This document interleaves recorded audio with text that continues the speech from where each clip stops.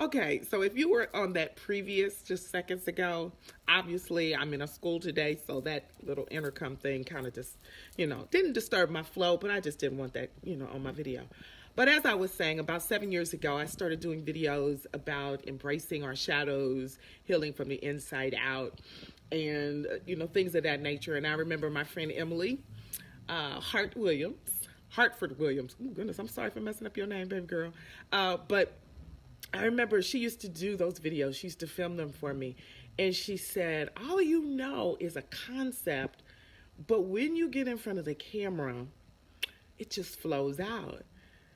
And she was right. And that was kind of scary to me because it's one thing to talk about having spiritual gifts, but it's another thing to actually live those out.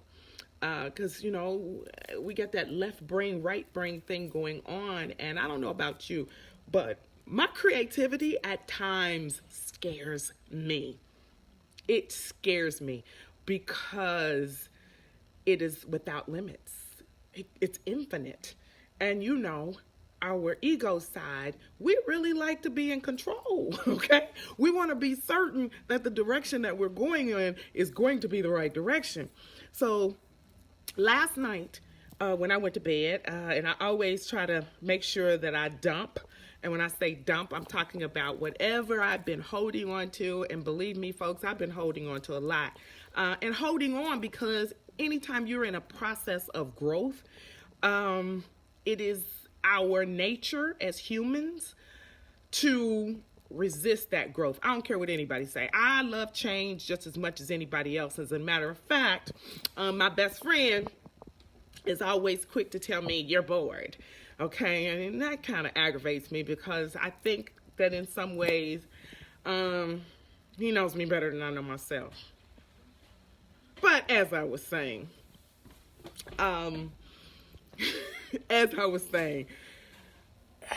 that left brain and right brain, the resistance that we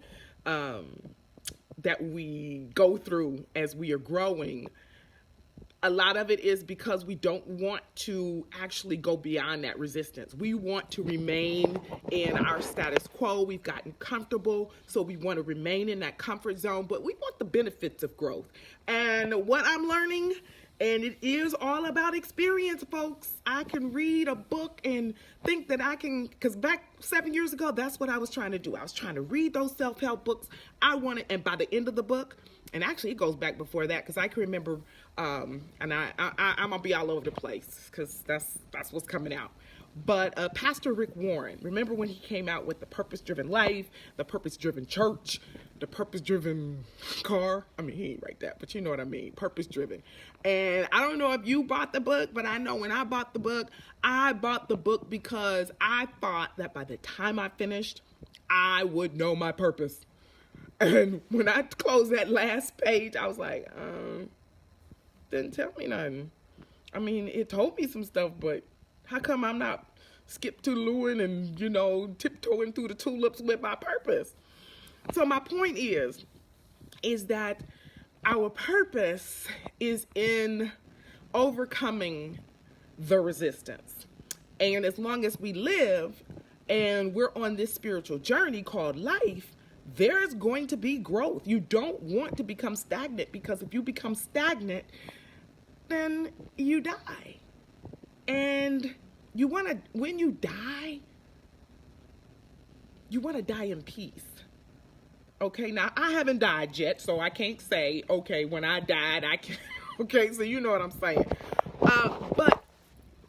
And this is the purpose for this pop-up, and that is what I received in my meditation in this period of time of growth and being resistant is your spiritual awakening is the transformation of your faith. Now just let that sit with you, and whatever it means to you, go ahead, have that little resistance, because you say, wait a minute, what if I don't want my faith transformed? And guess what? You wouldn't be wondering what your purpose is if it was not for the fact that your faith must be transformed. So that's the beginning.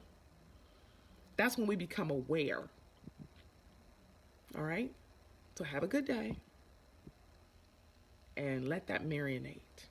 Your spiritual awakening is your awareness of your faith being transformed.